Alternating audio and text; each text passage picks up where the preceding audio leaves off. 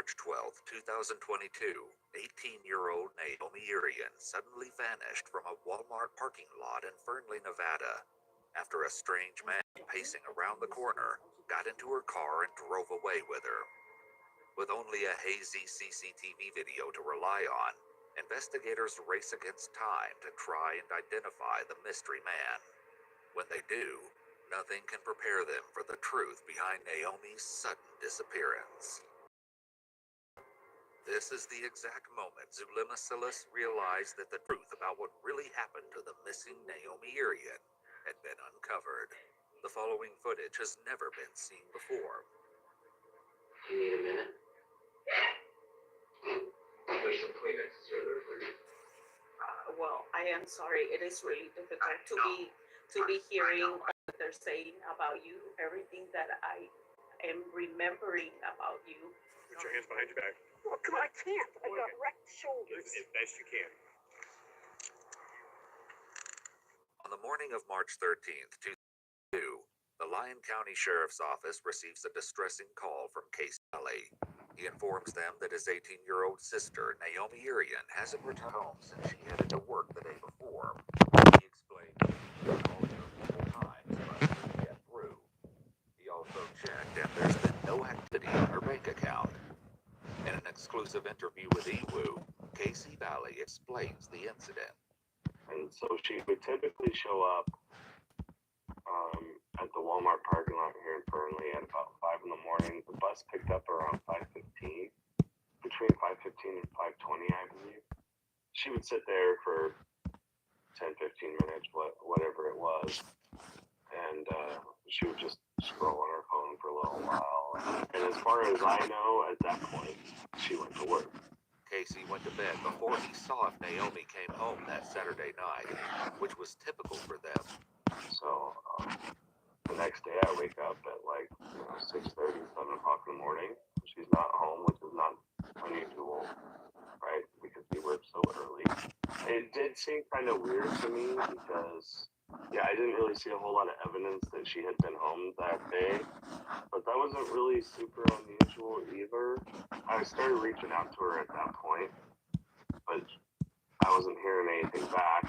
After not hearing from Naomi all day, Casey decided to wait up on Sunday for her to come home again. But when she didn't, he called his mom and Naomi's friends, hoping some had heard from her. No one had heard from her since before Friday. And so I called the police and I attempt to make a missing persons report. The dispatcher said that the deputy was going to come to my house and take a report in person. Rather than that happening, the deputy calls me 2 hours later. He calls me at about 11:30 at night. And I tell him what's going on, and he's like, listen, I'm not going to put out a missing persons report on this. You know, 18-year-olds. She's 18. She can do what she wants. You don't have really any evidence to show that anything happened, blah, blah, blah. I was like, well, this isn't normal for her, because if she didn't come home today, then she probably wasn't even at work today. I don't know what happened. And she's not answering any of her friends or anything like that. And all of her Snapchats from everybody, she used to Snapchat a lot, all of her Snapchats from everybody were, not delivered and stuff like that. So it just seemed completely a red flag to anybody that knew her. Yes! Now!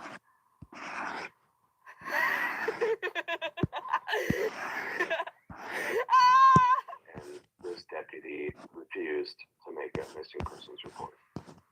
Stunned and disheartened by the complete absence of assistance from the authorities, Casey takes it upon himself to find his younger sister. With eBay Authenticity, check my experts for that feeling of real.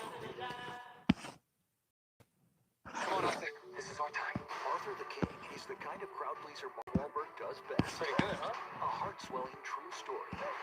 It's irresistible. I loved every goddamn moment of it. Was you on any other one? Arthur the King, rated PG-13.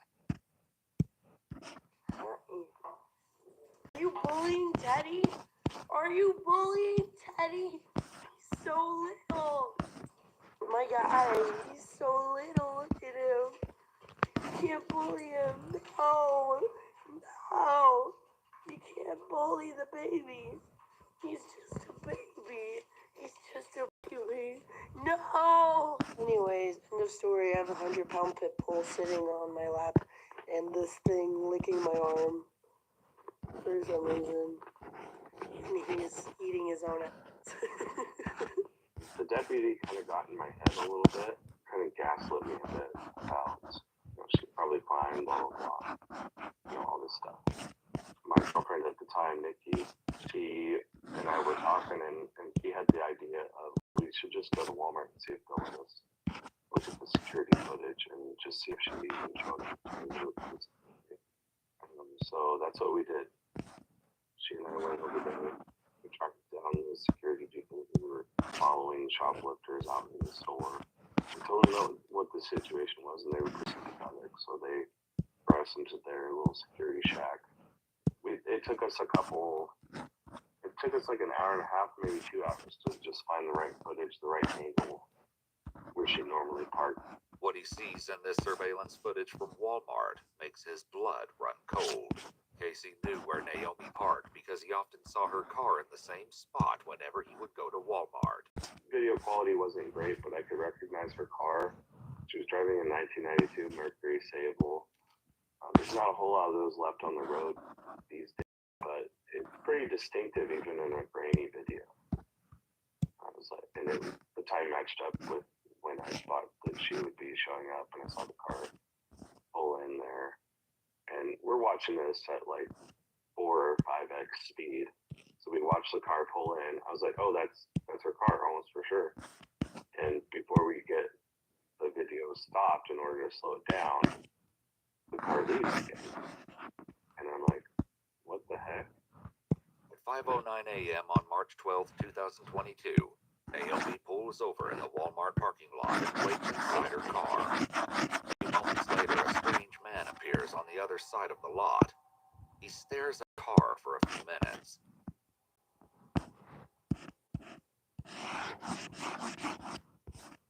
Soon he begins to walk towards the vehicle and reaches the driver's side.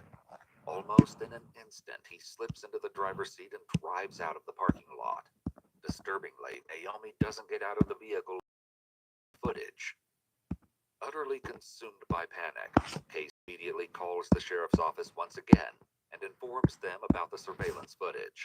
At that point, I call the dispatcher again, and I tell them that I have, potential evidence of kidnapping my sister, and they send the same deputy that I talked to the night before on the phone, and he shows up about 20 minutes later, and at this point we have some more video identified, and we have video of the guy standing there looking out from the sidewalk, circling around and going into her car. The police officer sits there and looks at it, and he says, I don't know, this looks like a drug deal to me. I was like, my sister did not do drugs, and he was just trying to cover his own ass, right? Because he didn't take my report the night before. Basically, he tells me, well, I'm not going to file a missing persons report right now still, but we'll put out a solo and be on the lookout for them. I'm not really happy with that, but if that's what you're going to do, that's what you're going to do. Despite finding compelling evidence that proves his sister is in grave danger, Casey's repeated pleas for help are not taken seriously, leaving him in absolute despair and isolation. Basically, I felt so alone, I felt so isolated. I felt like kind of betrayed by the sheriff's department. I felt very scared about what happened to my sister, and I just really couldn't process what was going on at all. On the other hand, Naomi's and Casey's parents, who were in Africa at the time, struggled to cope with the news. In an exclusive interview with Iwu, Naomi's mother, Diana Arian, shares how they tried their best to help Casey find Naomi. Early Monday morning, before even it was light, my husband came upstairs because he was getting ready to go to work. My husband came upstairs in tears, and he said, that Naomi had been kidnapped. And immediately I was like, what? What are you talking? What? And he said, Casey just called. He saw on a surveillance video someone take Naomi in his car. And then we were holding each other and we were crying and we were asking each other, what do we do? What do we do? Because we're in Africa. We're halfway around the world. And one of my husband's coworkers, one of our friends, is an FBI agent. And my immediate instinct was to call him. So that's what I did. I immediately got on the phone and called our friends, and I was not in a state I couldn't really speak, so I handed the phone to my husband. Naomi and Casey's father went to the U.S. Embassy in Pretoria, South Africa, where he was working at the time, and was able to get an emergency flight to the United States that day. As Casey's father flies into the country, his conversation with the FBI reaped some positive results, as they seem to be taking the case quite seriously. So the next day, I get up at like 4 o'clock in the morning, and I just, and I have like a spotlight, and I'm just driving all the roads out in the desert near Fernley, just looking for any trace of her car. At about 9:30 in the morning, I get a call from Lyon County Sheriff's Department, a detective. He assures me that they're taking the matter very seriously. The missing persons report has been filed at this point, and they have every spare person on the force out looking for my sister's car.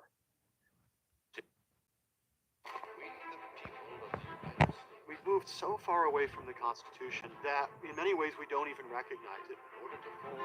We think that we're becoming more advanced by abandoning the Constitution, adopting something like an administrative state. But what we're in fact doing is becoming more primitive. We are regressing. The founders were trying to create a regime of liberty, which would be the greatest possible private scope of freedom, while at the same time being based upon the basic moral principles of the natural law and natural rights. Your rights of life and liberty and pursuit of happiness. These are rights that you have because you are a human being. They're not rights that you have because the government decides to give them to you. The idea then for just government, and the only reason you would consent to government, is because government secures those rights. The people who make the laws are people, too. How do we know they won't make them in their own interest? You need a constitution, and it needs to be in control of the governed. Almost everybody in America has people very different perspectives. Since there's something deeply wrong with our political system. The recovery of the earlier constitutional understanding, I believe, is useful to help guide us. But at the very least, we have to understand it in order to know what should we have to that today. The Constitution is in the service. 2 days after Naomi went missing, the investigators finally take up the case in earnest. They begin with the video Casey found at Walmart. After carefully examining the surveillance footage multiple times, a triangulation and recreation method is used to determine that the person getting into the car with Naomi is between 6 and 6 feet 3 inches in height. They also identify that the suspect was wearing a pair of blue jeans, a light-colored hooded sweatshirt, and a face mask that morning. However, since he stood on the other side of the camera, they're unable to see his face or many other details. Naomi's phone number is run through the police database, but there aren't any location pings as it had been turned off.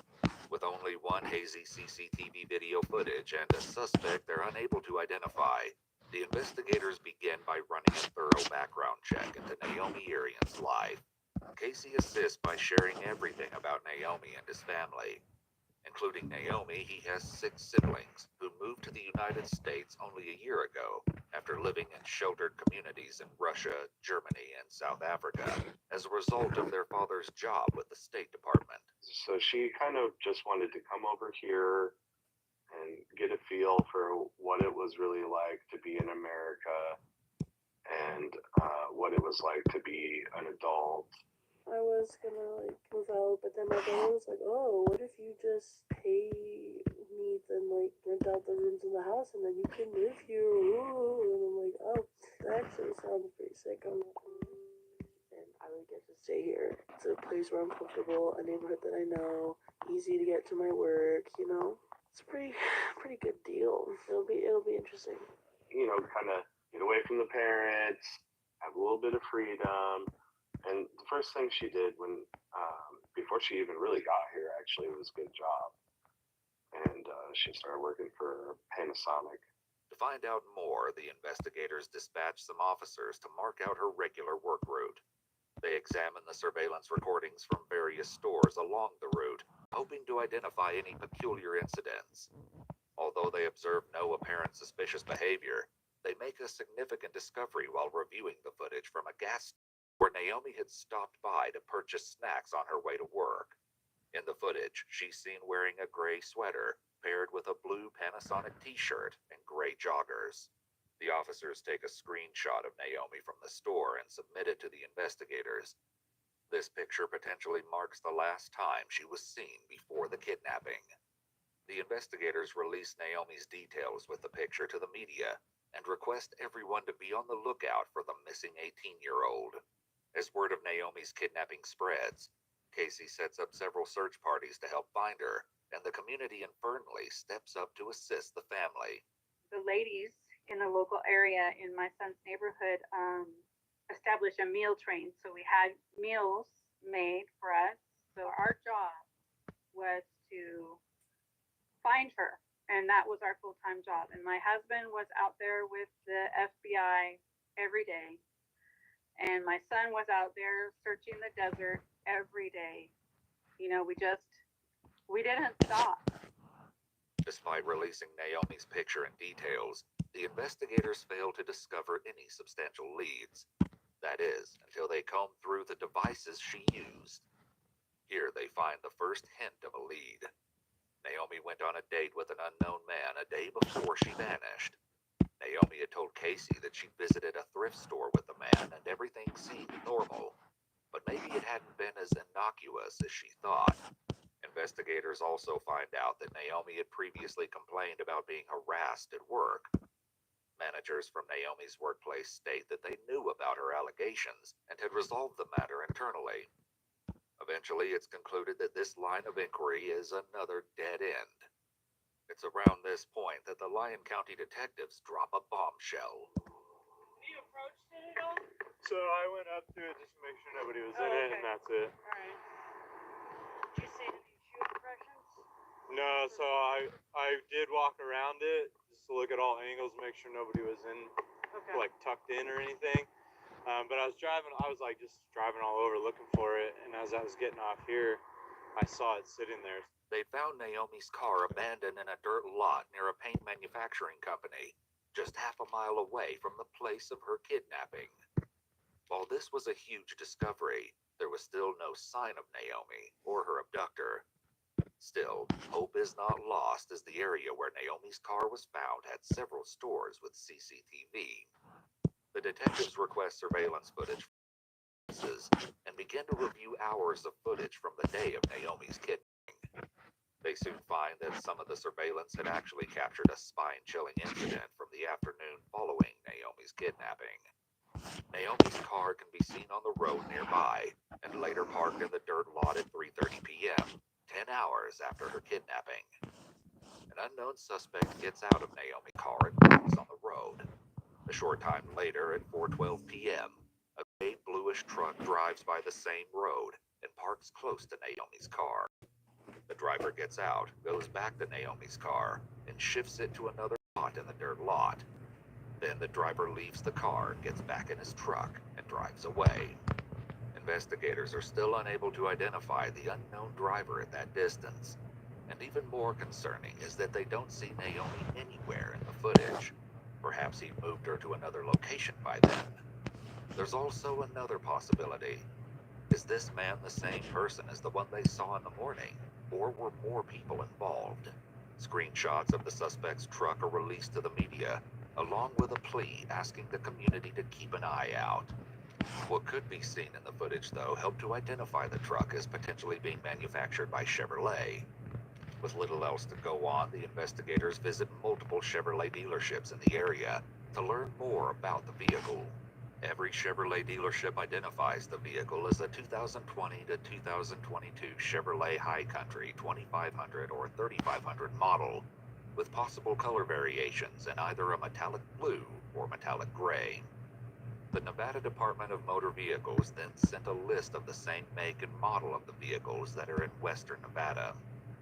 Though at first disheartened to see the list contains hundreds of trucks, an analysis team soon eliminate vehicles that don't match the footage. As the list of the trucks grows shorter, the investigators start verifying where the license plate numbers are registered. One of these addresses piques the investigating team's interest. As compared to the other addresses, it looks run down, leaving the investigators to wonder how someone from the residence could afford a $60,000 to $80,000 vehicle. They soon find out that the truck is registered to Troy Driver, and a search of his name through police databases reveals a daunting array of information. Troy Driver had a substantial criminal history that dates back to 1994. It started with animal cruelty at age 14 and turned into a 15-year jail time for assault, burglary, and armed robbery in his later years. He was also a suspect in an assault case out of Elko County in Nevada. Moreover, his height aligned with the potential range of the suspect's height in Naomi's kidnapping case. Based on his criminal history and the truck, Troy Driver immediately becomes a person of interest in the case. He lives with his girlfriend Zulema Silas and her children, and works at a mining company. Checking his girlfriend's Facebook, they find pictures of Troy, including one of him wearing a pair of brown hiking shoes that look similar to what the suspect wore in the Walmart parking lot footage. With no other leads, investigators strategically place patrol officers near Troy Driver's residence to keep a close watch on him. The next step is acquiring a warrant to inspect Troy's phone records to determine his location on the day of Naomi's kidnapping. Troy Driver possessed two phones, one for work and the other for his office, and an astonishing revelation emerges. The location data for both phones indicated that he was nowhere near Naomi.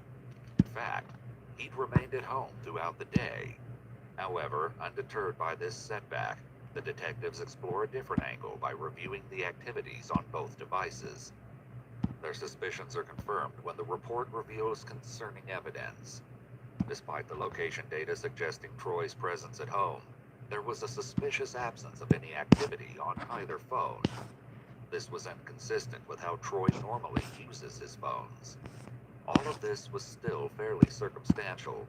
There was no clear link between Troy Driver and Naomi Urian, but the pressure was on to find Naomi. While the focus was on Troy, another breakthrough emerges from the surveillance footage. The same truck seen near Naomi's car is spotted on the highway, and on the opposite side of the Walmart parking lot on the day of Naomi's abduction. The truck owner had been parked in the dirt area of the Walmart parking lot at 4:22 a.m. that morning. But this isn't the most chilling part. Not only were they there before Naomi arrived, the person could be seen pacing around as if waiting for something, as if expecting Naomi's arrival.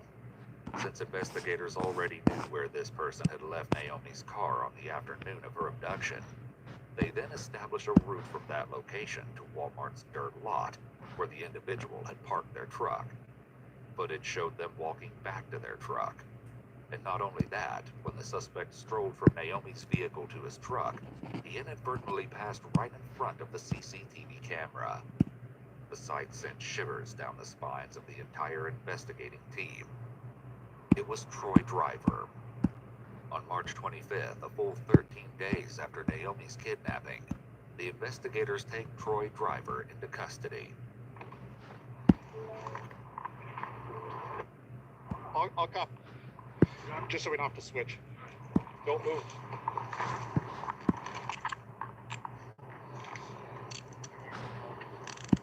Troy Driver? Yeah.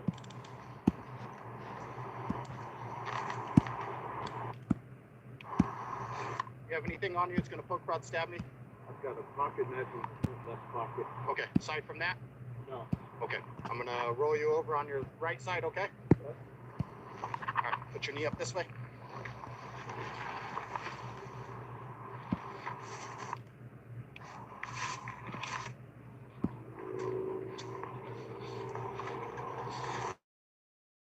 Up to that building, tell them I'll come up with the warrant here shortly. Okay.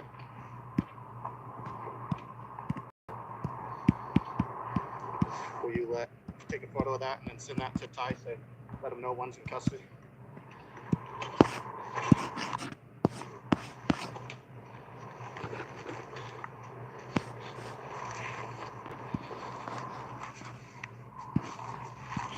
Let's roll you over to this side.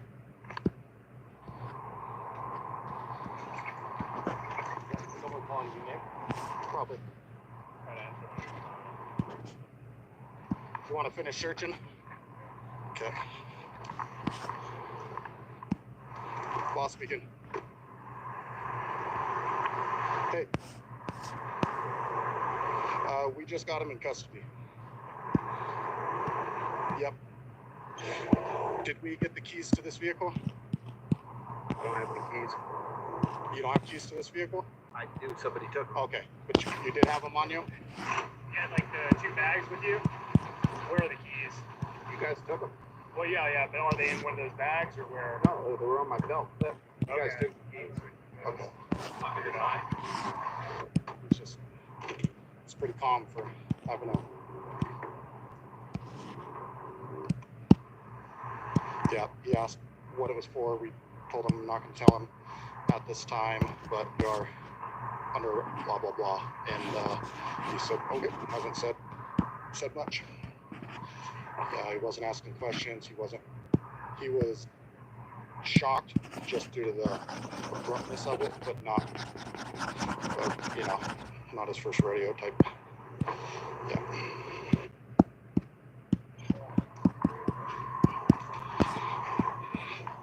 So those are your truck keys, correct? Okay. Taco 2. It's the chip for the office door. To get in the office door? Okay. Why did you take your camera off and go into that truck over there a minute ago? I didn't take my camera off. My camera was sitting on the top of the hood right here when you went over into That was truck. to crawl back under and grab the tracker. Yeah. That couldn't fit right there.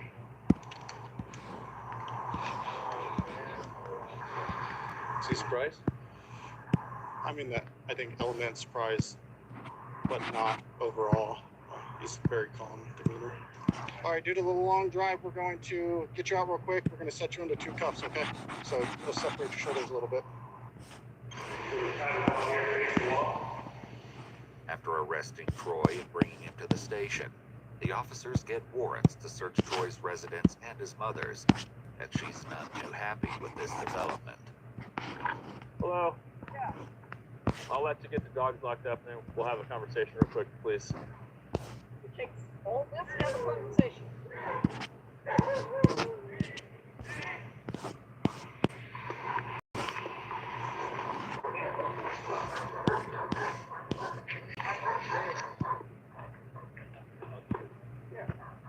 And then this is you got a search warrant for your residence. So who else is inside besides you 3 and the other little girl? That's it. Just the 4 of you guys? Okay. How's it going, guys? Can we come on in, make sure there's nobody else in here, and then we'll talk to you on the side, and we'll get what we have to get going, okay? There's nobody in the house. Ooh, I answered that. Yeah. Sir, could you come over here with me? Yeah. Rhonda, what do you... Do I need to take it off to make you guys not shoot me? Come over here, please. Come over here, please. We'll secure it real quick while we're talking, if you don't mind. Just leave it. Put your hands behind your back. Well, I can't. I got wrecked shoulders. As best you can. That's it. You good with them? Yeah. I have a CCW. We know you have a CCW. Do you not have any weapons on you, do you say? Do you have any guns or anything on you? No. Okay, thank you. Rhonda, can we go talk, where's a good place where we can talk outside for a minute? The back porch, I guess. Well, let's just, that's fine. You gonna try for a house like you did the other one? Okay, Come on over here. As soon as we get somewhere, we're gonna have you sit here and look at it. Let's just go over here by this trailer. Well, I've got really bad knees and I've been up all day. I'd like to sit. Nobody in the house. No, we have to be safe. I understand you guys aren't happy about us being here, but we have a job to do. So do I need to say I'm not going to say anything about it? You're not under arrest. You're not a suspect of anything. Oh, you know.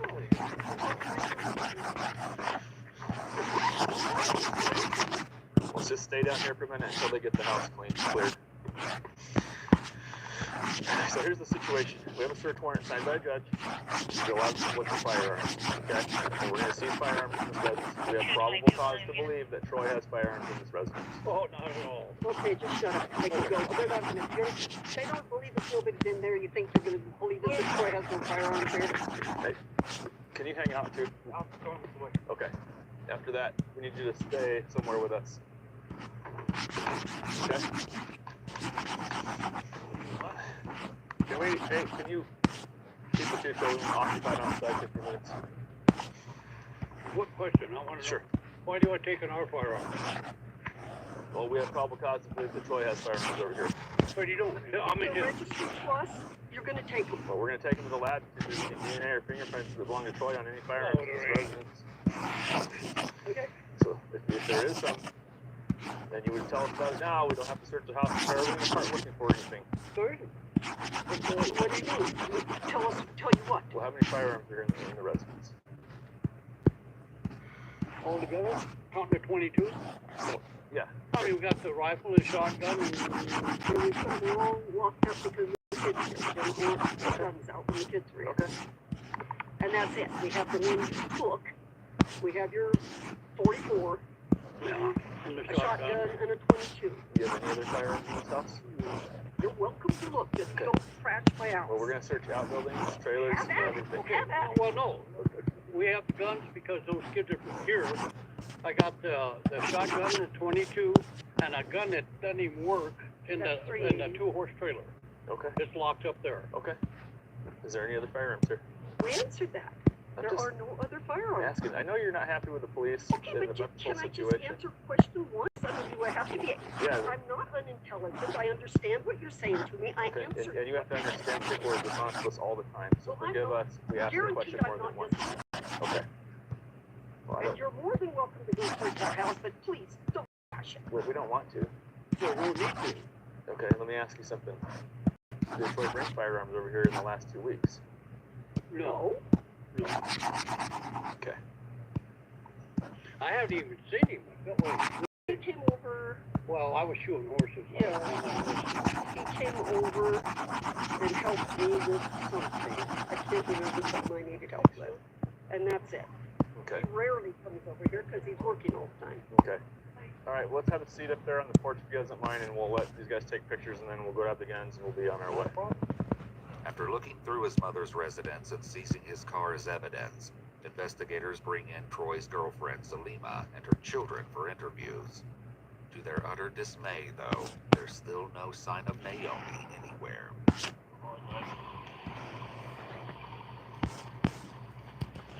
So you're going to the second patrol car here, okay? Are we like in trouble or something?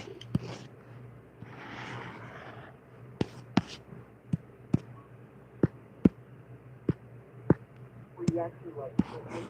Yeah, I wasn't, but I had my phone was connected to a speaker, so I was playing music, and like I thought it was just me and my brother home, and I thought I heard a bunch of yelling, and I was like, let me check just in case, and I opened the door, and they were all standing outside the bathroom, and I was like, what the heck? And they're like, get on the ground. Yeah. No, I'm just bored. No, I want my phone.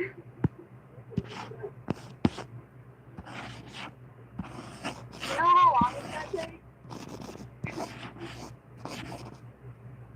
I had plans.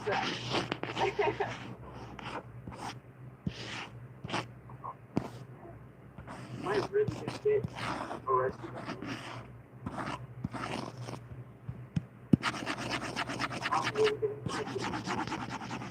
Wow. Wow. I don't know if it's anything worth checking, but I cleared it. There was no visible bodies, nobody armed. I understand that. We're going to have one of the investigators come speak with you right quick, okay?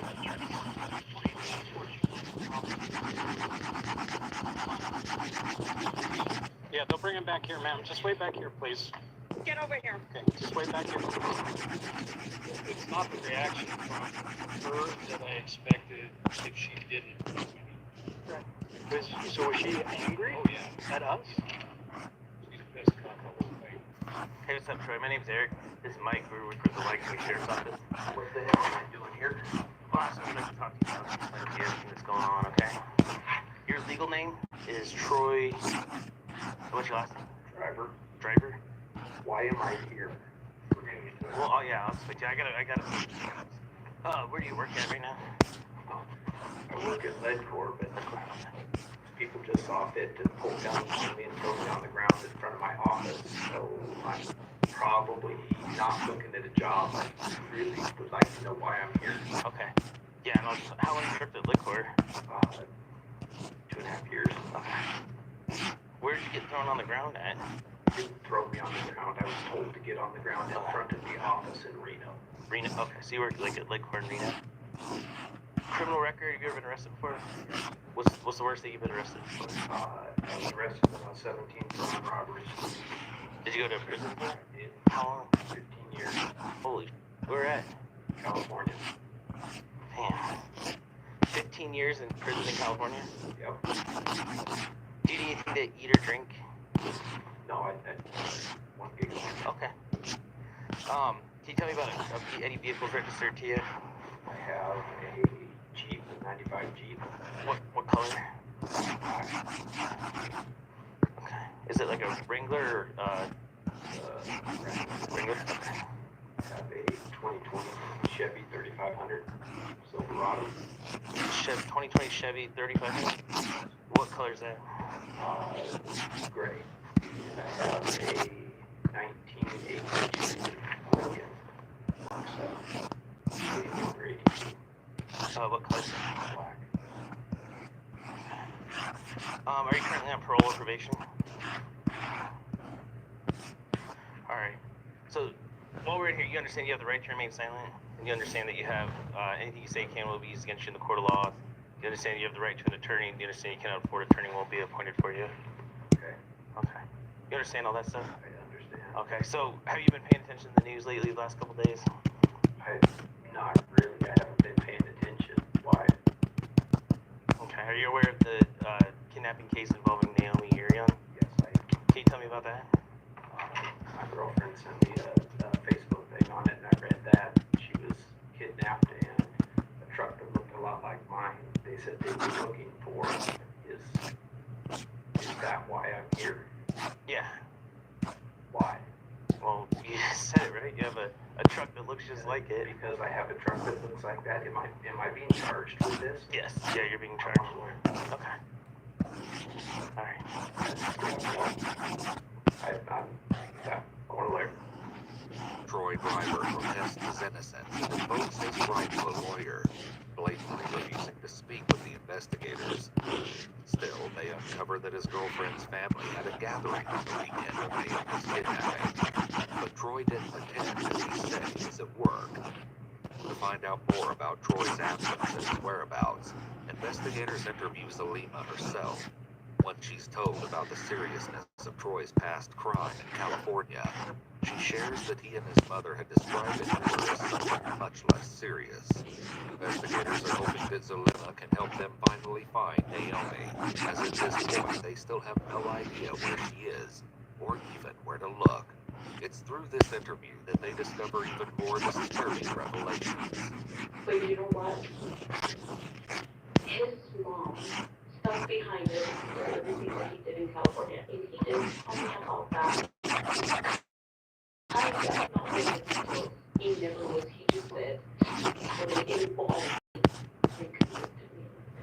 Like sounding, trying to separate himself from like the main thing. Yeah. And he's like, they involved me, and people told on me, and people were like, and that's what I was committed to. Yeah.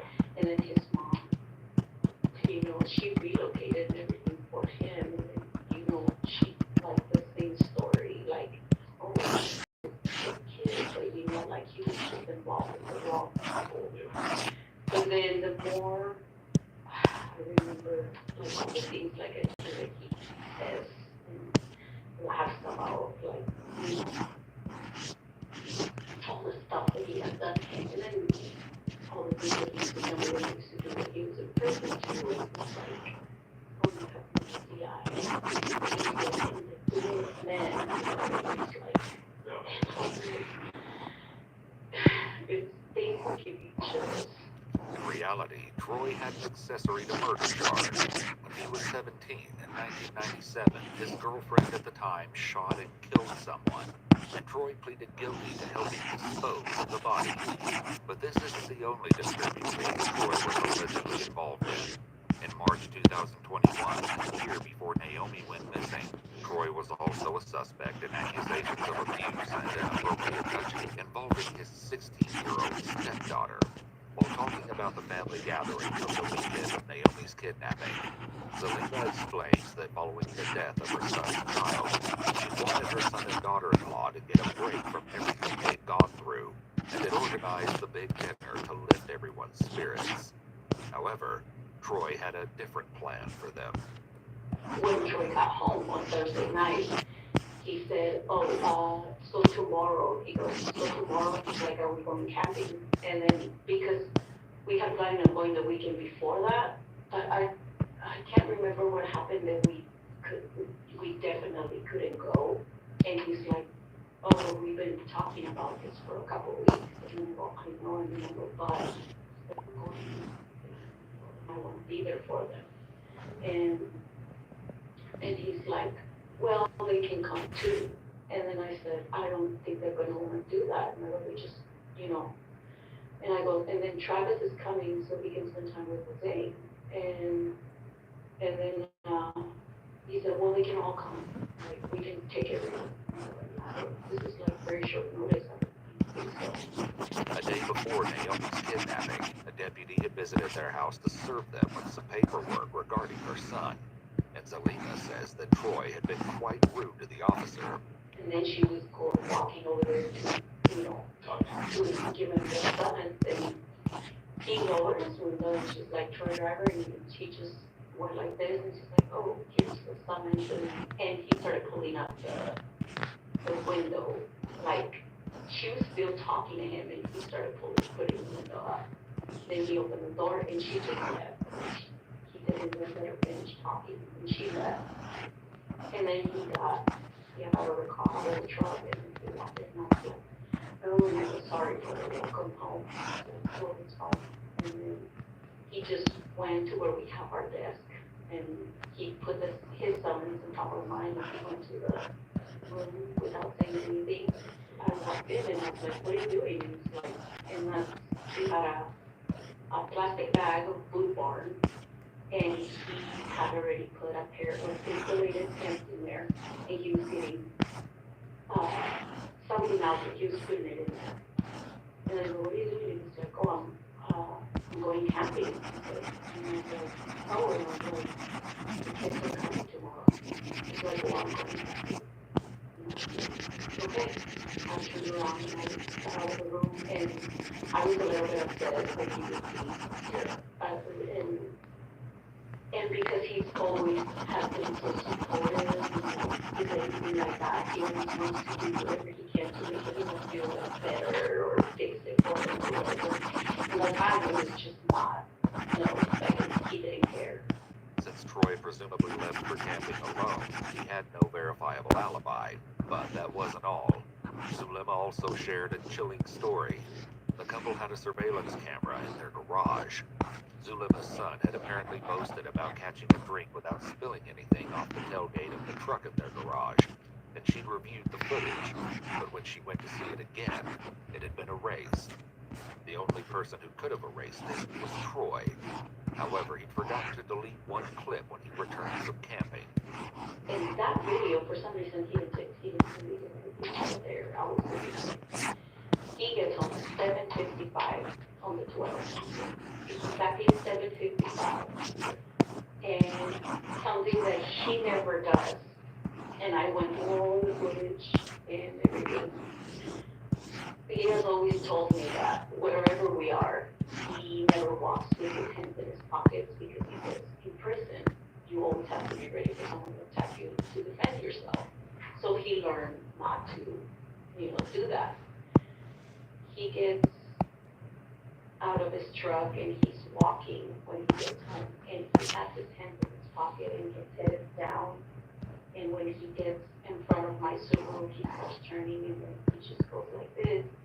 And he looked like really sad, or really, like really, I've never seen him like that. Like his body language is like so, and you can see him when he's coming up the home. I'll show you if you want. When he's coming up the steps of the house, he looks like he's having trouble, like he's very tired. But there was more. For the first time since they'd been together, Troy had showered by himself after returning home that weekend. And then he got out and said, I'm gonna empty out the truck all the time of year. And I was like, it's Sunday, and I was like, we can leave it at 4 later.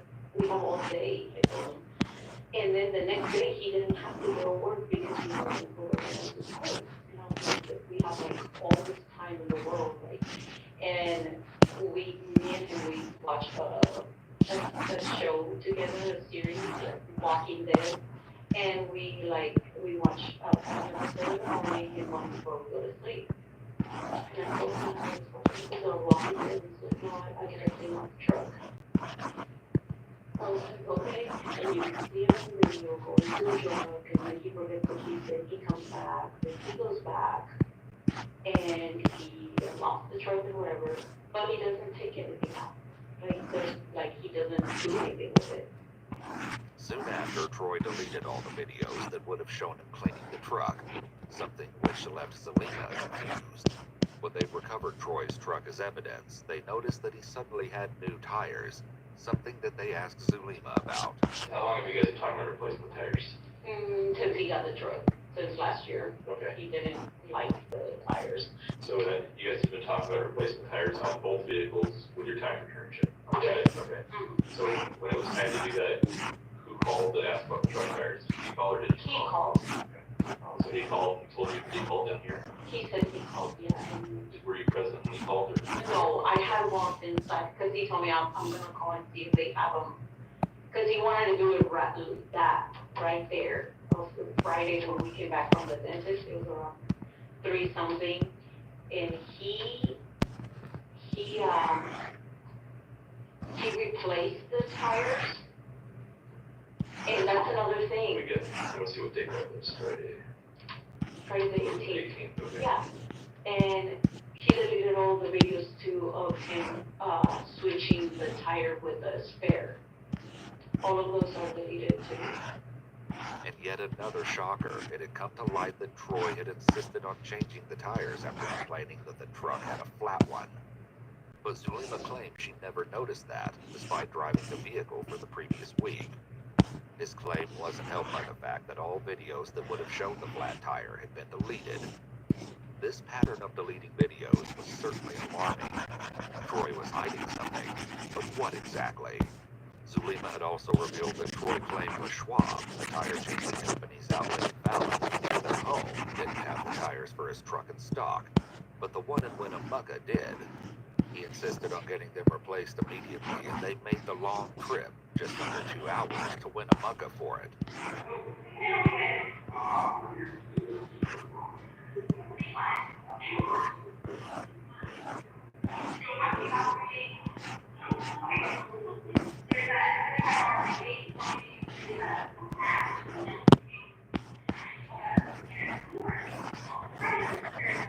Eerily, Zulema wore a sweatshirt that day that read Serial Killer Documentaries Chill, which represented Troy's obsession with crime and killers, something that would come up soon in the interview. With all of this suspicious behavior in mind, detectives finally bring the real reason they're all there, the still missing Naomi, and the hope that Zulema can help finally find her. So, when you get hit with this kidnapping, how close were you following it? Not that close. I saw like 2 different posts. 2 different posts. The last one, the second one that I saw, I sent it to him because I think that's the one that had the picture of the truck. and I sent it through Messenger, and he didn't reply there. He called me back actually. Because it was like 4 something, and he was leaving the office, and then he called me back, and then he's like, "What is that?" And I was like, "Oh, it's that girl that's missing. Apparently, I go, and I go, "Did you see?" And I go, "Have the truck," and it's like ours. And then like he's like, "No," he's like, I can't see it. I can't look at it because I'm driving." So when he got home, I opened the thing, the post, and I showed him, I go, "Look," and then because I had been driving the truck that week, Yeah. I made the joke, and I'm like, "Did I kidnap this girl?" And he's like, "Don't be joking at that. It's not even saying that." And I was like, "Okay, I'm It's not sorry." a serious reaction. Yeah, and I was like, "Oh, sorry," you know. And then when I showed him the other one where the suspect is seen, you know, when he's walking back, and you can see his face, and it's like, and that's when he made that joke. He's like, "Oh, it looks like it's one of your people." And I was like, "Oh God, I hope not." You know, it's like really bad. They never spoke about the kidnapping after this incident. Zelima shares that once the pictures of the truck had started circulating in the media, she noticed Troy had become nervous about driving it and had asked her to drive instead. It seems like Troy may have gone to Winnemucca to replace the tires because of his fear of being identified in connection with the circulating truck images. But Zelima still isn't quite done. She shares that Troy had a strange conversation with her stepdaughter. The stepdaughter works at an automobile company in USA Parkway and actually took the same bus route as Naomi. How did that conversation go? He was asking how we're going, how does she like it, and he's like, "Do you like better driving or taking the charter?" And she's like, "I think she's like, I would like better to be driving. I don't like being around people." She goes, he goes, "But it costs too much." She goes, "Especially now." She goes, "It costs too much." And she's like, and he's like, "Oh, is there like a lot of people?" And then, he had asked, "Do you guys have it?" Because for some reason they leave the Panasonic charger parked there at the Safeway, but the Tesla one, they drop them off and it goes back. But the Panasonic, they leave it there. Yeah. And then he goes, "So wait, do you take the Panasonic or you take a different one?" She's like, "A different one." It's like, it's just not there. Did he ask anything else about it? No. Or not that I can remember. I was. When did that conversation take place? I don't know, it was probably. It was evident now that Troy had been planning this for a while, but what kept nagging the investigators was that it still wasn't clear if Troy knew Naomi, or how he would have come across her. The realization that the man she loves might have committed the heinous act overwhelmed Zelima, and she breaks down.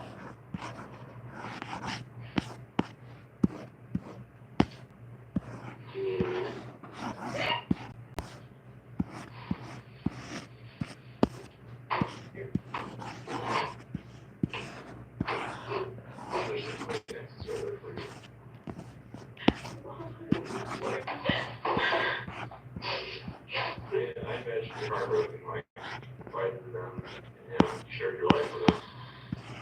Zelima then went on to share a story about how she met Troy on the Ashley Madison website, and it once again confirms detectives' suspicions of him. He asked me if I wanted to be a person, and I said yes. And he told me that he was going to stop at Taco Bell, and he asked me where I was driving, and he told me that he was driving with that court truck, and I met him there. And that was where? In Winnemucca, and we drove out to Rose Creek. To Rose Creek? Okay. Yeah, I don't know if you know where that is, but it's outside of Winnemucca, and it's like the rural area, like that's where all the ranches are. We went out there where there was cattle was grazing out there, and there was a water trough, and we sat right there, and we were just talking, and then we went like we were just talking and getting to. And then we went back to his truck, and he was he told me if I wanted to level up with him and we can go, I don't know, 5 days or whatever. Stay in Oil, and that's where the Gordon stay all the time when they had the Creative Canyon project. All the company put all the Ledford employees there. We got in to his truck, and when we he told me, he's like, you know, I could have killed you, and no one would have known. And I thought it was a joke. I was like, yeah, and I go, but you did it, so I'm good. And we laughed it off.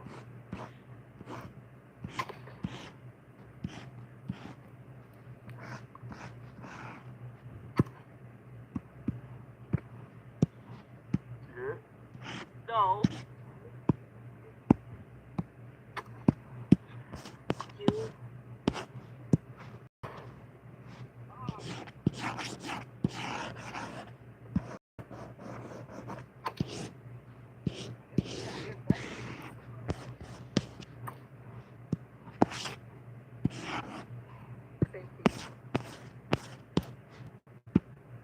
These ones here, the revolvers here. I also heard from Joyner that he likes to listen to podcasts. Audiobooks. Audiobooks? Audible. Yeah. Okay.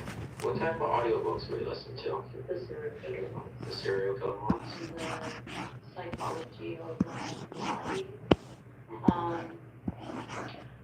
In the how to beat interrogations, CIA, and like, you know, about the psychology of how when the CIA or FBI are interrogating you, and or how to spot people that are lying, like stuff like that.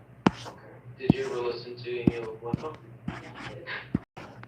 Like I was telling Detective Joyner, like that's something that even the kids, like, you know, he would put the books, and the one that we actually listened to the whole book all together as a family was the one with Daniel Keyes. Daniel Keyes? Yeah, he's a serial killer from Alaska, and he thought it was so cool that he kidnapped a girl, killed her, but he kept her in ice, and she was in such good condition that she looked alive, and he could take pictures of her, and she looked alive. So he thought that was really cool. Do you remember hearing anything about that one? If there was like money involved or anything like that? Yeah, like he wanted ransom. Ransom? Yeah, and then he could post that girl on a way, like she was holding a newspaper, and took the picture and did her makeup and everything, and that's what he thought, that it was so cool that the girl actually looked alive. He went online trying to find the picture so he could show us, but I didn't want to look at it, and the kids didn't want to look at it either.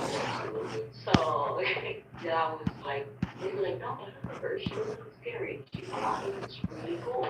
This guy was really smart. As she continues to share more concerning details about Troy's behavior, police finally get an idea about how Troy may have seen Naomi. When he worked in Utah, he stayed out there for a while. He had a couple of women that he was with out there. Okay. Did you ever say who they were or anything like that? Or, no. I don't know, on social media? Did you ever have them on social media? Not that I know of. Okay. Not that I know of, but he did tell me that he met them on Ashley Madison, that one, where I met him, that one website, and he told me that he had met a bunch right there. I don't know that he went out with all of them, or he didn't tell me, but he did definitely that he's the one with two in Utah, he was there. Now when we met, and then we actually started getting serious. After I met him, like I think a month after I met him, I deleted completely my Ashley Madison account. Okay. And I learned about that from my cousin in California and my sister. They told me about that. And then when I got separated, that's why I got into that. And then my cousin and my sister were still on it, and I was with it for about 6 or 8 more months after. And I don't know if it was my sister or my cousin, they sent me a screenshot of him still being on the app. That didn't show if he was active on the map. It did. And I asked him about it, and I said, why? Because we had said that we were going to be exclusive. And he told me, like, yeah, that's it. And I asked him, why did he still have the app? And he said it was just for fun. He said it was fun to see the kind of women that wanted to be with him. It's like, but I'm not responding. It's like, it's just for fun. Troy Driver's profile was active on dating apps. The detectives already knew that Naomi used dating apps to meet new people. Perhaps this was how Troy came to know who Naomi was. As the detectives questioned Zulema further to understand Troy's disturbing interests, they find even more reason to believe he's involved in Naomi's kidnapping. Did he ever talk about if he would have done something, how he would do it? Oh my God. When I lived in Guatemala, I had 2 clients that I used to clean their houses for. Those were the clients that I had for the longest time.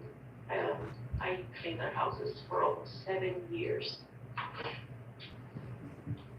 The mom's name is, she owns in Guatemala, double check. And her daughter is, and her husband, they owned a crushing business in Guatemala. In December, they said that she committed this past December. Her mom, my mom, she believes that he killed her because he asked her for a divorce. And when I was going through my divorce, I told me, get your part, like get your half. So I was very upset when they said that she committed. When I called her mom and she told me, no, I think he killed her because she was going to get half of the business and he didn't want to share the business. And then she started telling me how they told her that she was scared and gave her different type of documents about how she was found and everything. And so if that was me, I would have done the same thing. And I can tell you that he's not going to get arrested, like, because they're not, I would have done the same thing. So that is the only time that he told me, and that upset me, and I was like, don't tell me that. Before the interview wraps up, Zulema shares one last damning detail. The camping gear was unused from the weekend Troy had apparently left for camping alone. The same weekend Naomi went missing. And when we were in California, because the ones in California, there was one that we went 1,000 feet underground. And that one he said, like, my God, you can hide a body here and no one will ever find it.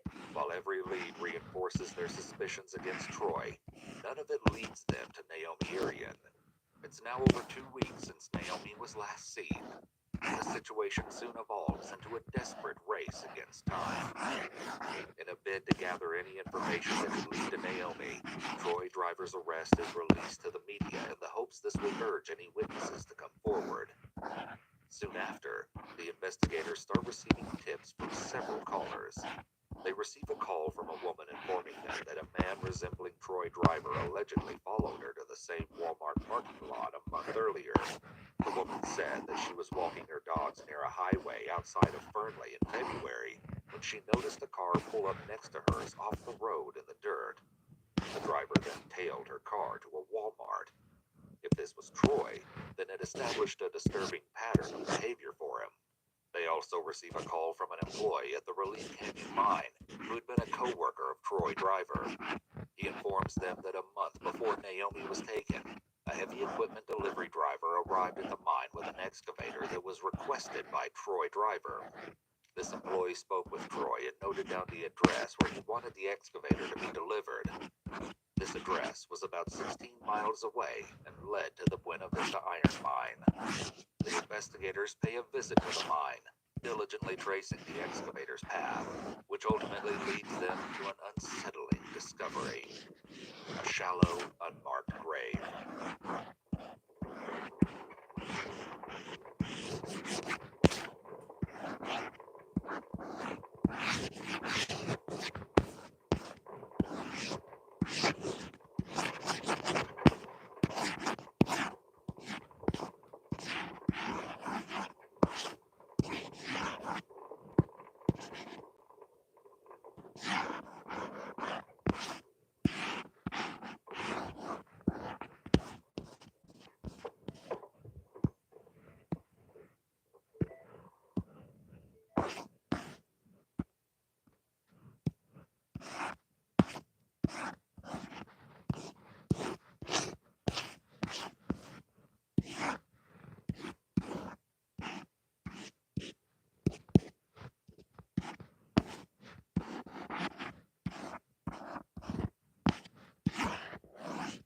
On March 29th, over 2 weeks since Naomi's kidnapping, the hollow grave is exhumed, and human remains are found.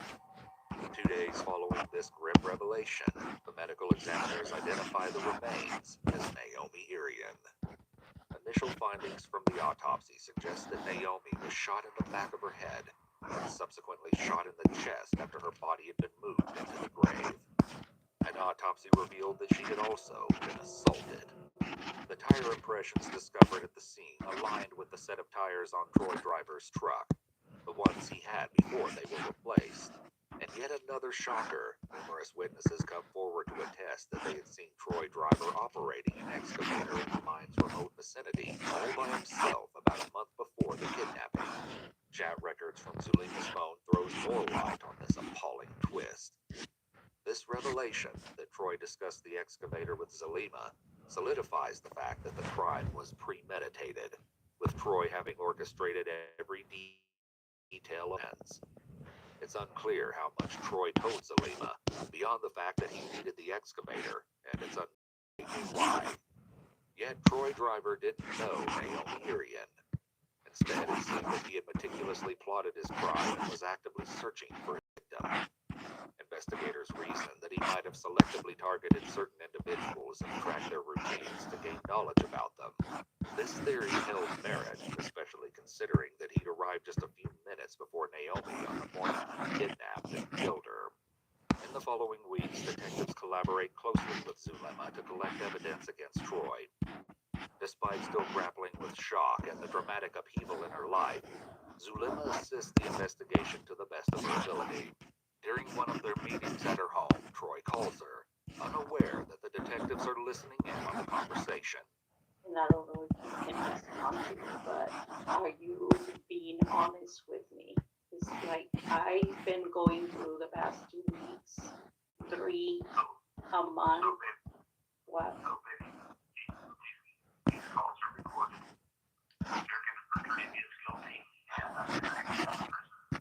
I mean, well, how can you say that? Like, if you're innocent, like, I'm pretty sure it could be proven. You are what I have for straight right now. Hearing you said you don't know whether or not I love you, that's really difficult. Well, I am sorry. It is really difficult to be hearing all the stuff that they're saying about you, everything that I am remembering about you, and I want you to know that they've been asking me to talk to them, and I'm sorry, but I am gonna talk to them about everything that I have experienced with you. Okay.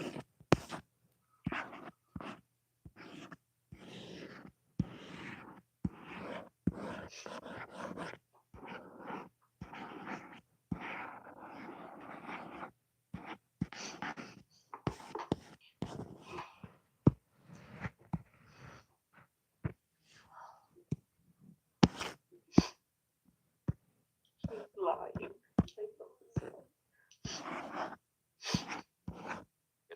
2022, Troy Driver was charged with murder, robbery, burglary, destruction of evidence. It was confirmed that his DNA was found on and inside of Naomi. He was additionally charged with assault. Further investigation proved that after assaulting and killing Naomi, Troy had burned her clothes, some of his own clothing, and other pieces of evidence. The case doesn't end here, though. About 4 months later, Troy carefully snuck a letter out of prison to his now ex-girlfriend Zalima and her children, hidden inside a deck of cards. Allegedly, in the note, he admitted to all the allegations against him and stated things like, "There's always been a terrible darkness inside me. Neither this situation nor any other was sexually motivated. Something happened that I can neither justify nor explain." And even more chillingly, quote, "The guilt is crushing. I didn't know anything about her until it was too late." He also stated in the letter that he wanted to end his life. Troy Driver was put on a watch, though he still made 2 attempts. Finally, on August 6, 2023, Troy Driver made a 3rd attempt and succeeded. Casey Valley and his mother, Diana Irian, both shared with us how they felt about the conclusion of Naomi's case. To me, the trial was, in some ways, it would have been some closure. In some ways, it would have been some vindication. In some ways, it would have been, closure for the community. But at the same time, I did not relish the thought of dragging my whole family, especially my mother, through that. As far as I'm concerned, I'm glad he's dead. I'm glad he's never going to hurt anybody ever again. I'm glad he's never going to feel any gratification of any kind ever again.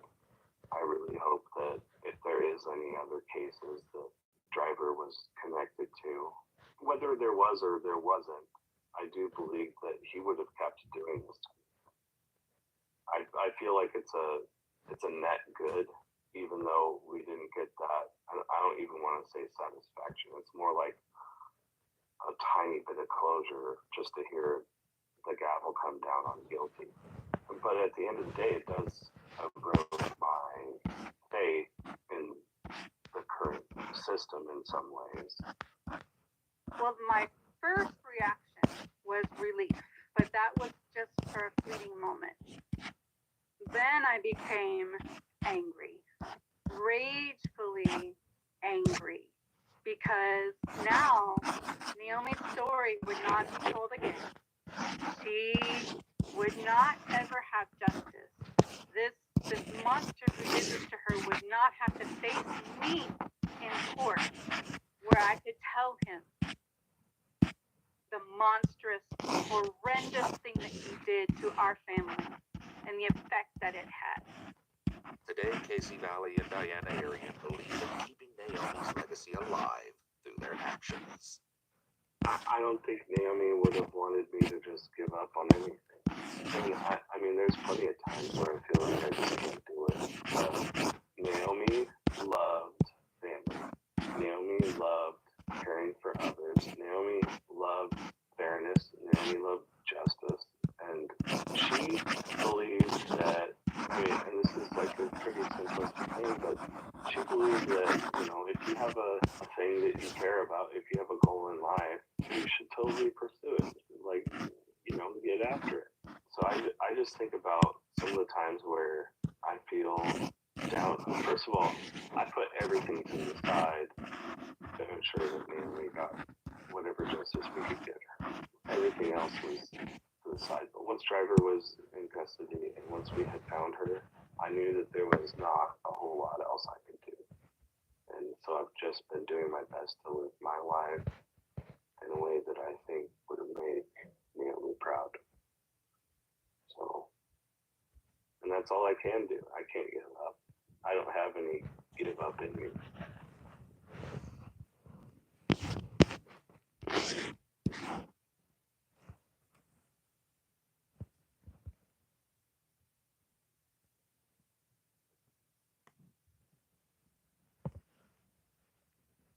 Starting with the case of this crazy 18-year-old who thought that he could get away with bullying some police officers during a traffic stop. I'm on the sidewalk! Why are you telling me to do different stuff, you dumb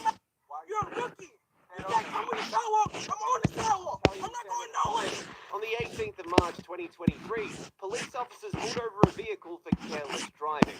At the time of the traffic stop, the officers had no idea that they had just come upon some spoiled brats with some very nasty attitudes. Do you have your license with you? I do have my license. When you guys turned out, you made an improper right. Yep. An improper right is when you basically make a right-hand turn. You have a card? I don't have a license. No, I wasn't driving earlier. I was maybe sitting, but I was. Well, she was. Why were you watching this? We drove off. Yeah, I was just. You have an idea on you? Let's step out. Eventually, the officer figured out that there might have been a reason for their reckless driving, and he decided to find out what it was. It was at this moment that the situation gradually started taking a turn for the worse. Because we both smell marijuana. Step out. Step out. Step out of the car. And step out of the car, I'm gonna pull you out. Yeah, the car was on his smell. Kind of pulled me out. Okay, come on. That's just stuff. Step out. And step out of the car. I do have the right. Come over here. And step out of the car. Over there. Don't touch me. I'm about to grab you. Don't Step out of the don't car. you dare touch me. Step out. Don't you dare touch me. Hey.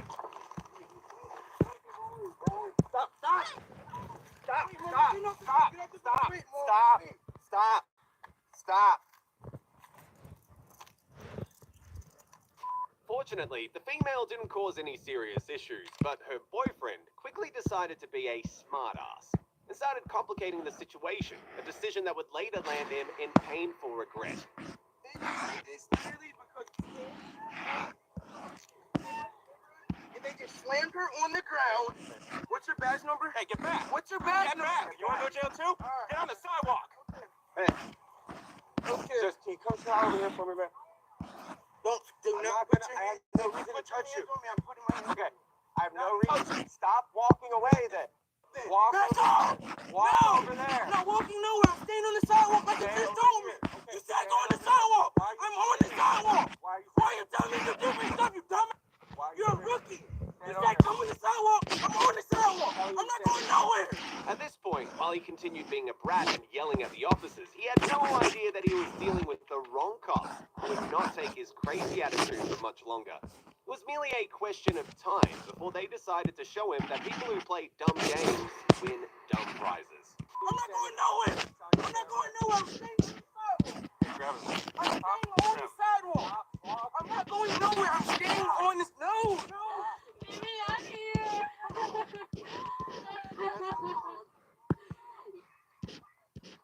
I'm not moving. I'm staying on the sidewalk. I'm not doing anything. I'm not doing anything. I'm not doing nothing. I'm not doing anything. I'm not doing. Okay, I will. I will stop. I wasn't doing nothing. I'm not doing nothing. I'm not doing anything.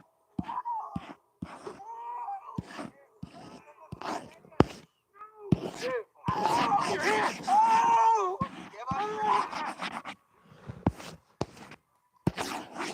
Stop! Stop! Stop! Okay, stop reaching. Okay, stop. Let go of your hands. Let go of your hands. Let go of your hands. Stop. I pinch pennies while packing snacks. Found the same great grocery brands for way less every day. I hit the big lots. Thousands of items, 20 to 50% less every day on quality furniture, decor, and pantry essentials. Select pantry items up to 40% less. Single-serve coffee up to 38% less. Laundry brands up to 26% less. Find bargains to brag about at Big Lots. America's Discount Home Store. All your favorite brands are now at Petco. And at great low prices. Petco, the health and wellness company. I'm not doing nothing. Please stop. Please stop. Please stop.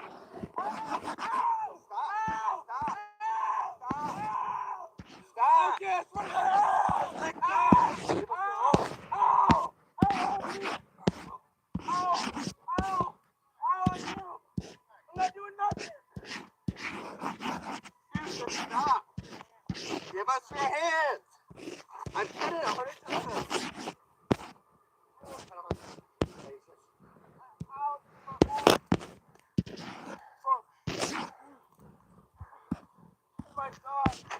While the officer tried to search his pockets, he suddenly became even more sensitive, leaving the cops wondering what he might be hiding. Have water, please. Yeah, hold on. Mr. Murphy, please. Murphy, there's nothing in my pocket, I swear to God. Ow, my arm, my arm, my arm. Ow. Mister, ow, ow, ow, stop. Move your arm. There's my arm, there's my elbow. Move your arm from my dad, please. Please, move your arm. Move your arm under my elbow. Dude, why does it feel like that? I think my arm's broken. I honestly think my arm's broken. I think he's got zeroed his pants. Don't grab it. I won't. Do not. Okay, I got stop. Hey, I just pulled this out of his ass, okay? Yes, so get back. Mom, I did not have that on me. No. Man, step back. This just came out of his pants, okay? So step back. Step back. Back up or you'll get cuffed too. Mom, I did nothing.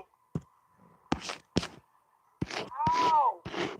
Calm down. Give my wallet. No. Get back. No.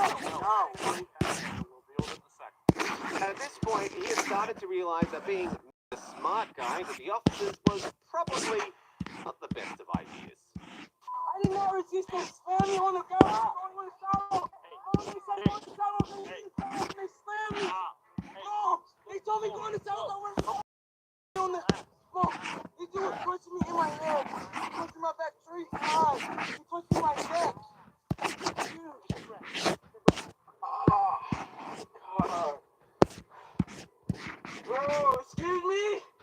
Can you loosen these cuffs up a little bit, please? Yeah, that was literally doing everything they said. They said go on the sidewalk.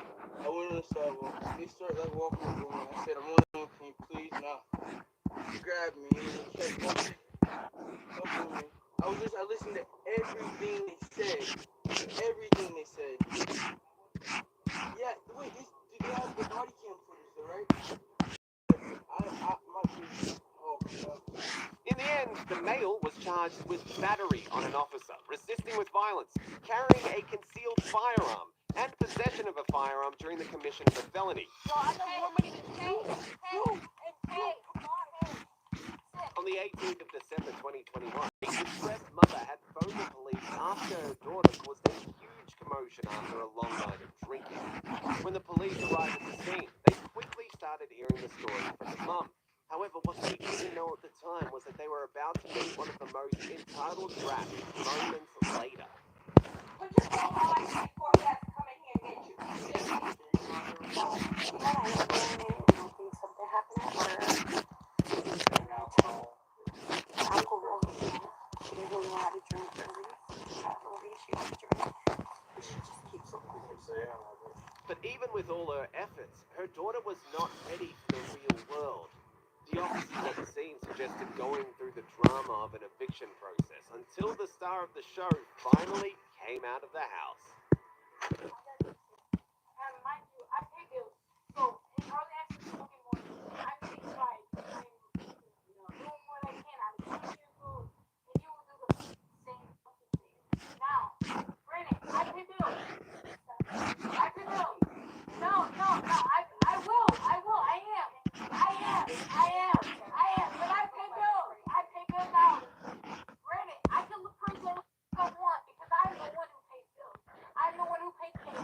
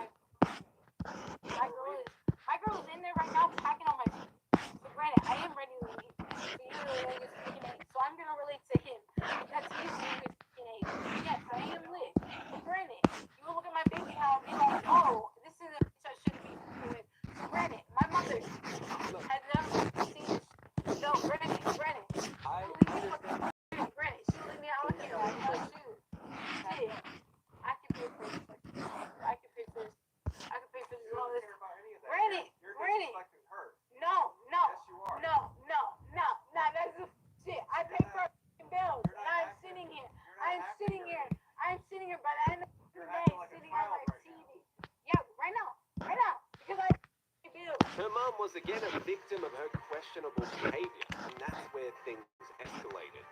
Don't touch me. You saw her, right? You saw her, right? You saw her touch me, right? You saw her. This is the problem.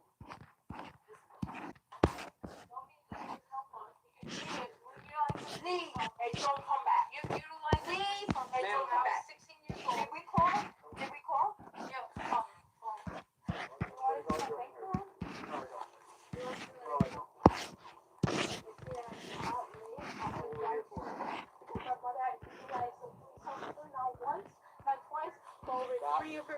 Stop, look forward. Yo, you don't want to run. And when you run, I will walk into the front of the car. Stop. Stop recording, bro. This is the second time you have utilized the car. Look, you won't see me move. You won't see me move. Because I am through. Yo, What is I have money on my bank account. If that's removed. Is this you're gonna babysit here? If you can take me off that gas, I will show you my bank account and my ID that will show that I have money. This scene becomes funnier as you realize her mum was only making her pay $50 a month. Nothing, especially because she kept claiming she was so young and rich. What is wet on this side? Come over and ask you what is that? Look forward. No. Stop. No. Stop pulling. Look at me. You don't have my knee. Just look at me. Okay, and I'm not acting like this. My Stop. mother had utilized this police officer since I was 14 years old. Okay. And I am the one person that made myself free. I may be as young as you, but I'm not acting like you right now. You need to stop acting. Exactly. And you're not going to make money like I am. So, wait a minute. I will get in this police officer. I will get in that police officer. And I will still make money. So, I need to do what you have to do. As she began to kick and scream, she suddenly realized that no one was going to save her in this situation. Stop.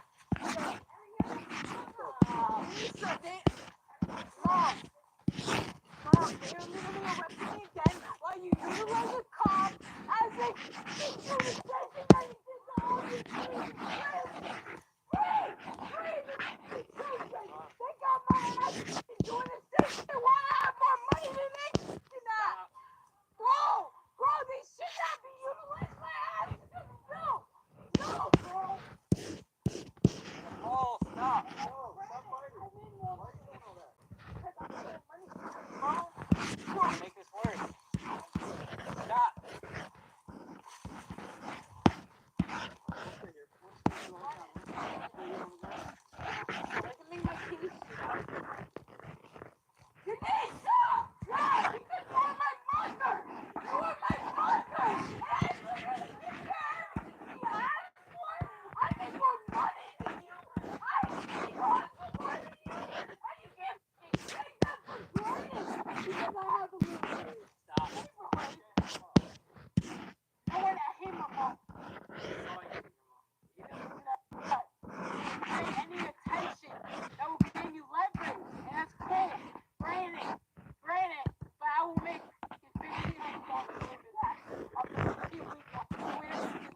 The drama was so bad that even her girlfriend couldn't help her escape the cops.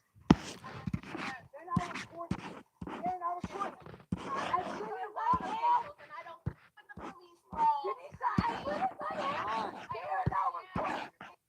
They have literally utilized me already. Yeah. You can see the video after it. I'm just trying to help you. Stop. You got my big account. Let's go to the car. Come on. They're trying to be nice to you. Go with it. I'm not 18. I'm not 18, and you don't have a car. I'm not 18. And I fucking have more money than all you. Told me you withdraw or anything? No, because you can utilize my. Try Intuit TurboTax for expert help and 100% accuracy guaranteed. Visit TurboTax.com. Stand up straight. I'm not playing with you. Come on. Yeah, pussy can't work. Oh, you're the one that's pushing. No, you're not recording. You are not recording. No, recording. Get in the car. Recording. You're not, bro. Stop. You're not. Get in the car. You're not recording me, bro.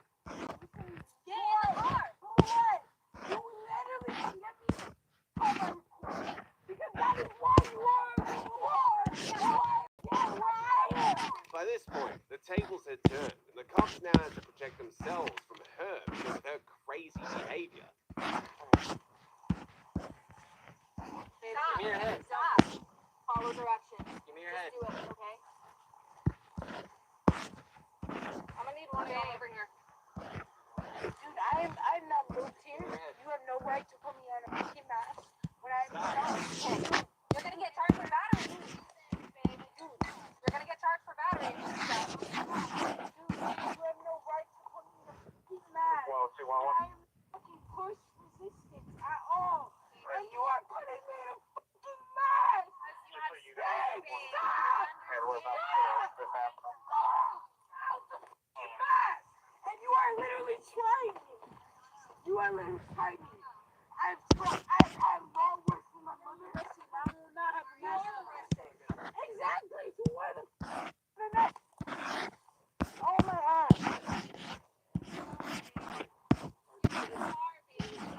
I know the right. If I know the right. If I was doing that, yo, I just want to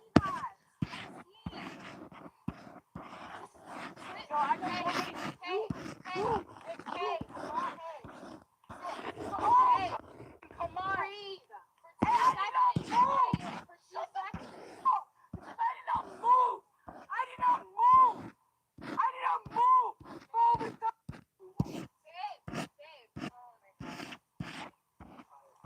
I sat there and waited for my fucking right.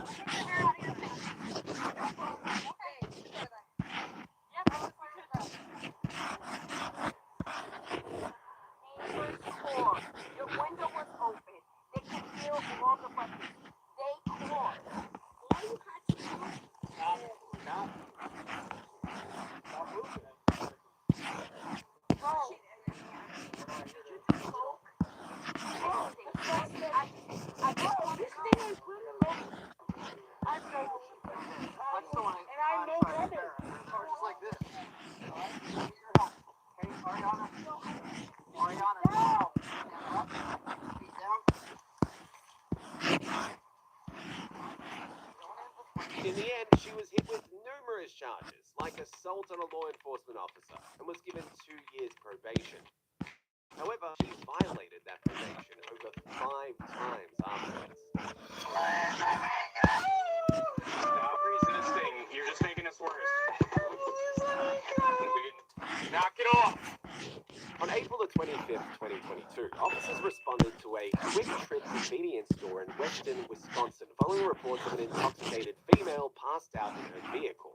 Upon arrival, concerned customers informed the officers that they found the woman, only known by her first name, Anna, sleeping in the back seat. Despite their offers to help, she refused to provide further information. As the officers attempted to engage with her, they suspected that everything was not okay with her.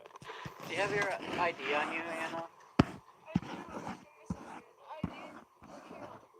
Well, I want to. Just give me a second. Okay. I want to talk to you. I know, I will. Just give me a second. Well, why do you need the door closed?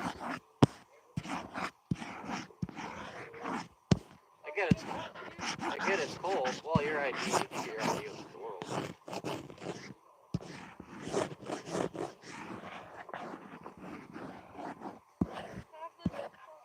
Why do you need the door closed?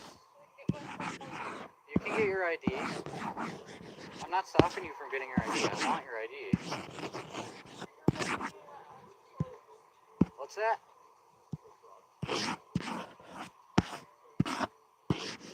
What did you? Have you been taking anything tonight? Have you been drinking alcohol? No.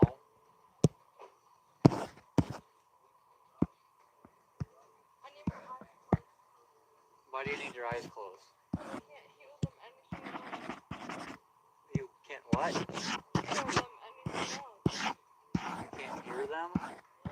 You can't hear your eyes. I can't hear my ID.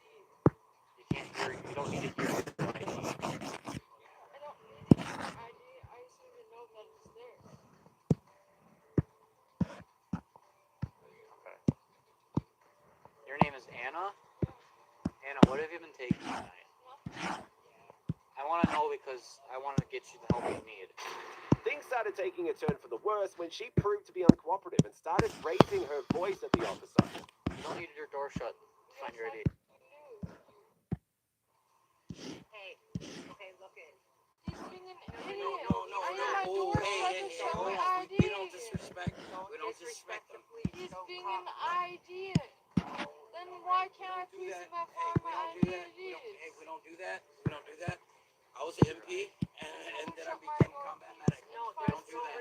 Shut my We don't do door. that. there's no reason to shut your door, honey. Just get your ID. Why? Can we shut my door, please, You're then? gonna get arrested.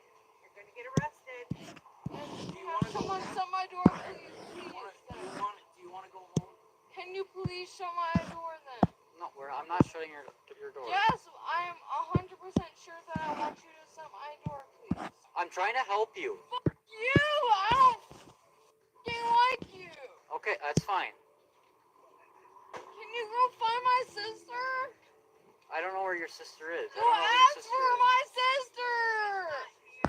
Yeah, she fucking is! Go look for her, you dumbass! Go look for her! The officer had remained calm, but things were about to change as Anna struck the officer. Go look for her! Alright. Go look for her! Get out of the car. Go look for her! Anna, get out of the car. No! Go look for her! I'm not going to look for your sister. Yeah, you fucking are. Go look for her. Where would she be? Exactly, go look for her. Stop!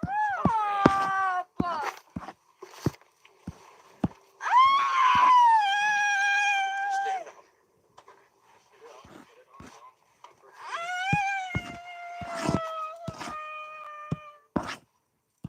Go look for her. Go look for her. What's wrong with you? Stop grabbing.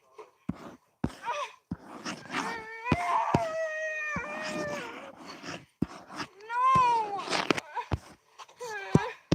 No! I don't want to fucking grab you guys!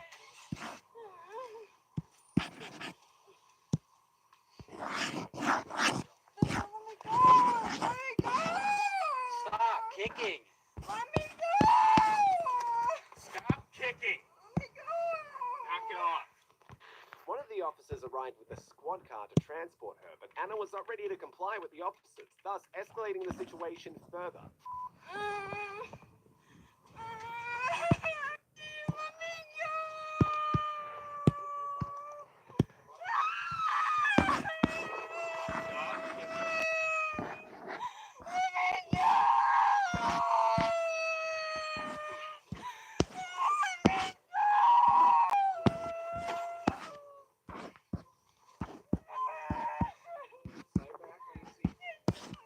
We'll find your sister, but you gotta stay back on the seat. Yes, we will. You gotta stay back on the seat.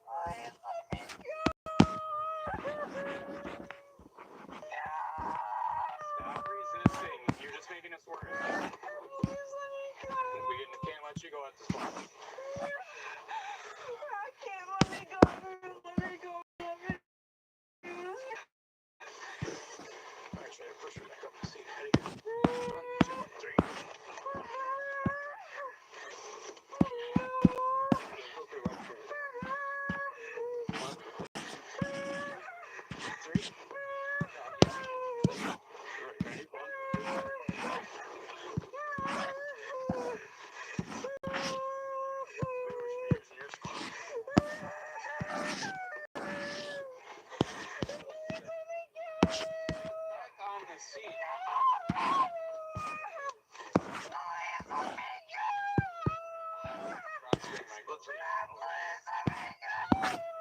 Stop kicking.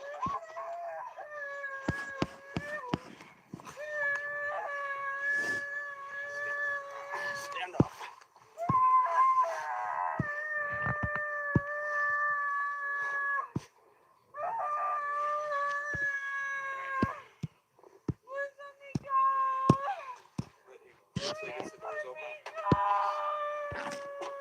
Grab the door.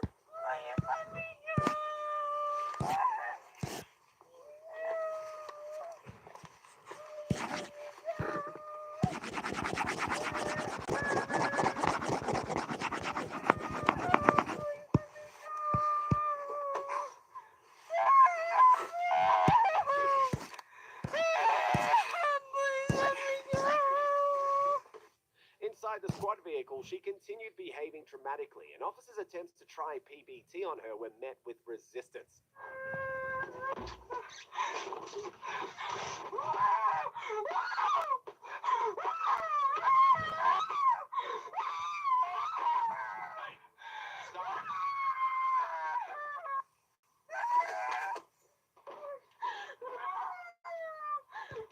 Stop doing that.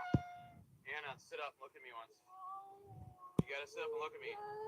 How are we supposed to help you then? How are we supposed to help you then?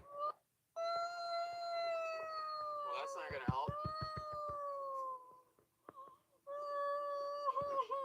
Anna, sit up and look at me.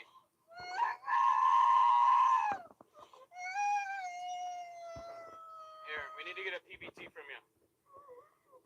We gotta see where you're at. We wanna see how high you are. Come on, sit up. Come on, Anna, sit up.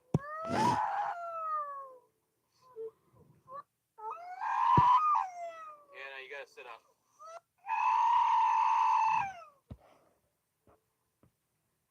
Anna, sit up.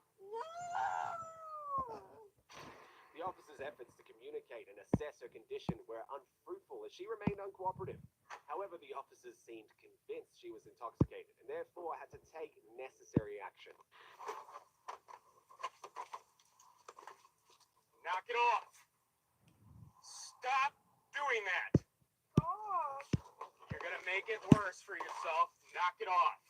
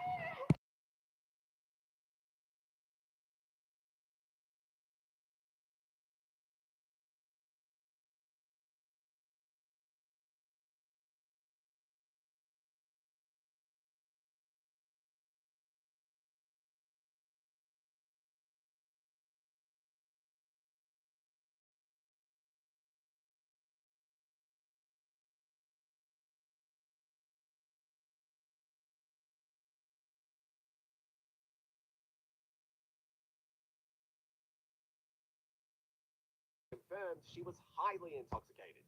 She was charged with battery to a police officer and resisting arrest. Well, these people over here are complaining. Dad, I don't care. Okay. I'm not drunk at all. You want to follow me home? Is that okay? Or are you going to shoot me? Get away from me! Okay. On June the 17th, 2023, officers in Ohio responded to a call at a bar's parking lot containing reports of women attempting to drive home while intoxicated. Upon arrival, the suspects began acting erratically towards the officer and refusing to cooperate. Stop screaming. Tell him to give me my phone! You know who the I am! We have dealt with this Give me my phone! Stop screaming, ma'am. Okay, well tell him to stop with me! Leave me alone! I hear your dog! I know who the you are! Okay, well, Trust me! who am I then? Then you I've dealt with you and your partner when you dealt with screaming. Okay, then tell him to leave me the alone. I will talk to him in just a minute. God. Okay, you can hold the door open. That's fine. Where's your ID at? Right here. You're about to go where you're going to end up going to jail. No, because I don't want to go to Because jail. you're being disorderly. I'm not because he's literally screaming at me. I literally have seen you. Am I screaming at you? No, you're not, and I'm sorry, but you have literally have seen me, and you're like, you have dealt with this shit. Over there listening to you scream. I understand that. You have dealt with me at. You have dealt with me at. Well, these people over here are complaining. Them. I don't care. Okay, let's see your ID. The officer tried to reason with her, asking her for ID and urging her to find another way home. Despite the pleas by the officer, she went on to display her entitled behavior. Like, I don't care. Get your dog on me. I don't care. I'm not doing anything. Being disorderly in a public place while you're intoxicated. Well, I'm very sorry. I'm not trying to be disorderly conduct out of all that. So I want you to stop so we don't have to arrest For you. myself. You're not going to drive. So who's gonna drive me? You I don't just know. told You me need that. to get an Uber or something like that. I have my keys to this. Do what? I have my keys to this. Okay, well, you're You drunk wanna and follow? you're not going to drive. I'm not drunk at all. You wanna follow me home? No, I can smell the alcohol coming on. Why don't you follow me home? We've already dealt with each other before. Just follow me home. It's not like that. It's not like that. Okay, well, you're under the influence, and we're not going to follow you home. You need to find a ride. This is ridiculous, dude. Oh my god. Last time you literally told me about your job. Sit right there and look. No, I'm getting out of the car. You told me to get out of the car. No, I said sit right there. Okay, then I'm gonna sit right here. Officer, I want to listen to you. It's a good idea. 1,000%. I want to listen to you. Get your dog and you can stop barking at me. You pulled to my permit before. When I literally said, I was like, you guys are calling over some bullshit. And you said, oh, let's go over the incident that happened at apartment 1. And I was like, yes, over apartment 1 because they wanted to bullshit my ass for all the